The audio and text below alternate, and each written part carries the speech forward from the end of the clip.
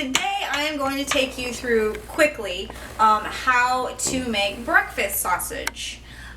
So first of all, I'm just going to kind of tell you a little bit about how I started doing this. I started making vital wheat gluten meats probably about a year and a half ago, and I would just follow the recipes. I'd look up online, things like that, just follow what they had. I didn't always like the texture. I also wanted to cut down on the vital wheat gluten flour, so I just started playing with it a little bit more with the flavors and things like that. Also, I looked up a lot of like regular recipes that you would look up, like regular sausage made with pork and things like that, and the seasonings that they used, played with those, and also added some of my own things to give it more of like a meaty flavor, if you will. So here's just a few of my ingredients here, and I will post the ingredients after the video. If you see my other videos, I do that, always leave you the ingredients, but I'm not going to let you or make you go through me measuring everything into the food processor. So what you're going to need is a food processor to blend all this up. So let's go ahead and get started. So I have an array of spices. I have some paprikas, a couple of those, sage, thyme, pepper, red pepper flakes, salt, pepper, coconut oil, vegetable broth, which I make myself. I actually have a recipe on that, don't I? No. I have a post about how to do that. Some beans, all that kind of stuff. So yeah, so you get all this stuff into the food processor, and I'll kind of take you through that process quickly. So I have pretty much everything in my food processor. I did want to talk a little bit about these ingredients. So no chicken and no beef. I just have these in jars that I saved, basically. But the no chicken and no beef powder, I get this from Frontier Co-op. They have a lot of seasoning spices, but that's where I got these. I don't know that you have to have these necessarily, but I think that it really adds to the flavor of, you know, you getting that meat sort of flavor. So these are great things to have when you're making your meat substitutes with the vital wheat gluten, or even if you're making like a chicken gravy for something and you want it to have that sort of flavor. These are great things to have. So we'll just add those in here. And we'll just get it all blended up nice and smooth. Alright, so that's blended to pretty much like a sauce. If you want to zoom in here so they can see. You don't have any large chunks left anymore. So then, there's one more ingredient to add, and that is your oil. I like to use coconut oil. Now, if you keep your house relatively cool, or if this isn't a pantry where it's cooler, it's going to be solid, I just run it under some hot water until it gets liquidy. And then after you get this all smooth, you're going to turn this back on and put in a quarter cup of this.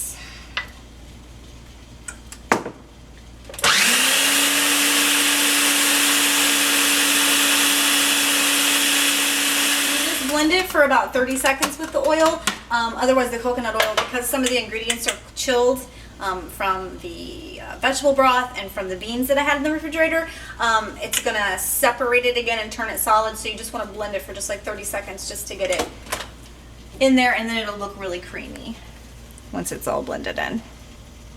So now you'll just put this into your bowl, and this is where you add the vital wheat gluten flour. All that in there, and you're going to want to add the flour just a little bit at a time. Usually about a third a cup at a time is what I do. I have this already measured out. This is about 2 cups of vital wheat gluten flour. So I'm just going to add about half of that and give it a good stir.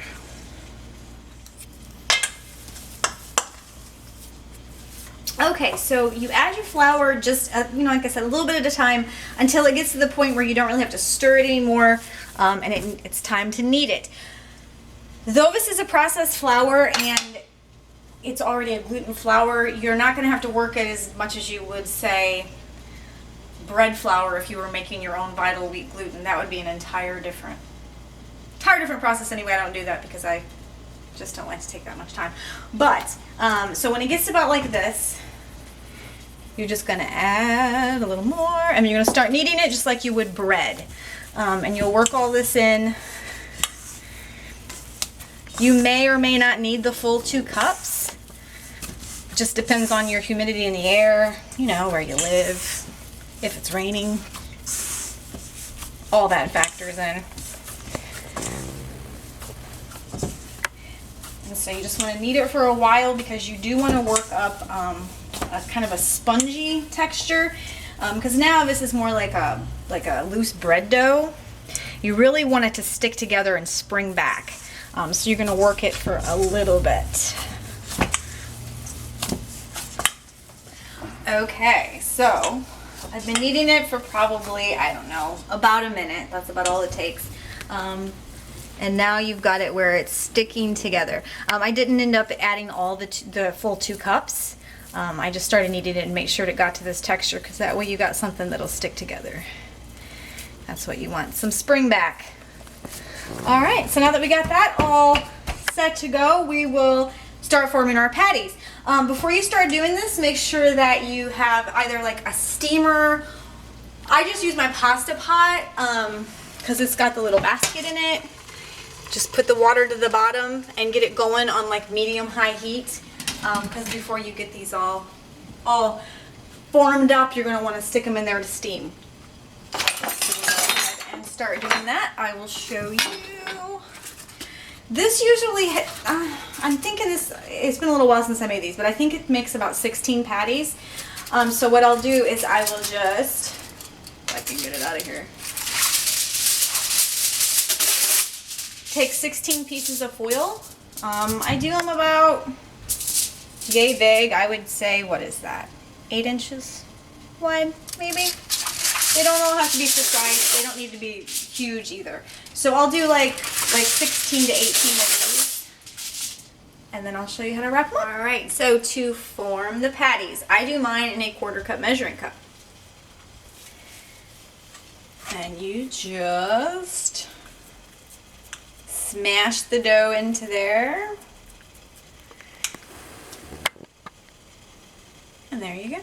Now, I just smash it down a little bit, put it on the foil. Now wrapping these took me a little while to get.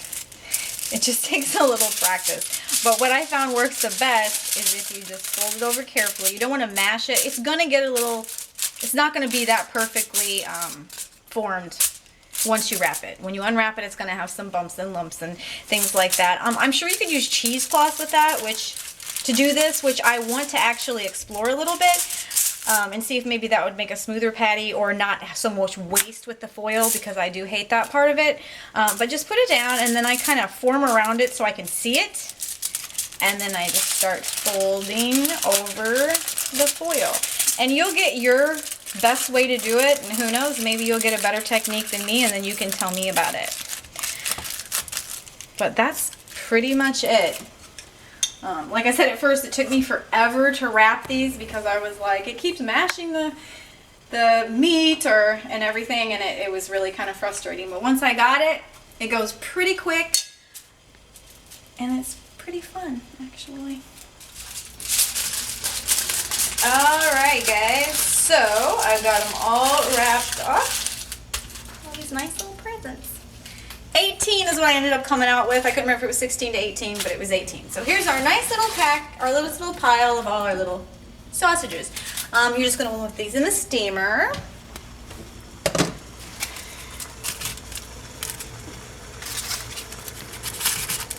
Just put them in there. Make sure they can all give a little steam to them. You don't just toss them in there. I put them with the foldy side down. The foil keeps them from expanding because vital wheat gluten will blow up like a sponge. A lot of recipes will tell you to boil the meat piece, like you boil it. If you boil it without any sort of something to keep it from expanding, it'll turn into a sponge in your pan. I tried it that way and that's what happened. So that's why I started doing this. I didn't dream this up. People do this. But this is what I found the best way that I like it to be. So you just put all those in there and you cover it up and you're just going to let it steam. These are going to take about an hour and a half until they're done. Just test them at that time. You can just unwrap one and see if it's got a good texture, and I'll show you what that texture is when it gets to be that time, and it'll let you know if you need to do it a little bit longer or whatnot. Keep an eye on your water. You don't want it to run out, because then your whole house will smell like a scorched pan. This will probably be good for about 45 minutes without having to add water, but like I said, just keep an eye on it. Everybody's medium high on their stove is different. So yeah, we're just gonna let it hang out. I'll see you back in a little bit. Alright guys, so these have been going probably closer to 2 hours. I turned it down for a little bit because I went for a walk, but that's irrelevant. Otherwise it'd probably take about an hour and a half. So I just checked them, they're good. I'm not trying to show you. Be careful because it's always going to be super hot, but when you go to check them, just make sure they're nice and firm. And then that's what they look like. See, they're not super firm or they're not super smooth because of the wrapping of that, but it's still a pretty good even patty. And you can use these for breakfast sandwiches, which I'll post a picture of what those look like. Or you can even crumble them to have like crumbled in like some gravy, or if you want to put it on pizza, anything like that. So it's pretty versatile. Crumbles pretty easy once it's nice and cool. It's a little hot right now. I'm also going to post the recipe. I just actually mastered it for country fried steaks. Same process, so I wasn't really going to do a whole video on that, but I kind of got it going here. While I was waiting for these to cook, I mixed up my mixture. I will post the recipe for those. Other than that, it's the same process as these, just different ingredients. And that's it. I hope you guys get something out of this. Vital wheat gluten, that's something I was going to mention. It can be a little hard to find. I usually get mine at Whole Foods. I actually just finished ordering a big bunch of it, so if you think you're going to make a lot, you can order a big one. So yeah, you can always search online too and find it. Alright, thanks guys. Have a good one.